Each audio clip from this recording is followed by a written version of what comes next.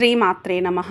ధనత్రయోదశి రోజు సంధ్యా సమయంలో యమదీపం పెట్టడం వలన ఇంట్లోని వారికి అపమృత్యు దోషాలు తొలగుతాయని, పూర్వీకులు నరకంలో నరక బాధలు పడుతుంటే వాటి నుండి విముక్తులవుతారని పురాణాలు చెబుతున్నాయి.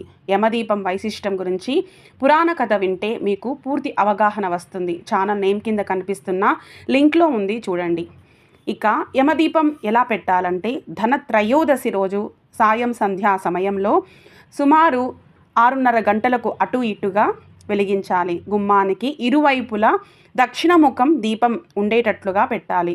ముందుగా పసుపుతో నేలను అలికి ముగ్గు వేసి, ముగ్గుపైన ధాన్యపు రాసి అనగా బియ్యం వేసి, బియ్యం పైన మట్టి ప్రమిద పెట్టి, మట్టి ప్రమిద లేదా పిండి దీపమైనా పర్వాలేదు, అందులో నువ్వుల నూనెను పోసి దక్షిణముఖం చూసేటట్లుగా పెట్టాలి. ఈ సంవత్సరం అంతా మా ఇంట్లోని వారందరికీ యమబాధలు అపమృత్యు దోషాలు లేకుండా ఉండాలని ప్రార్థించండి.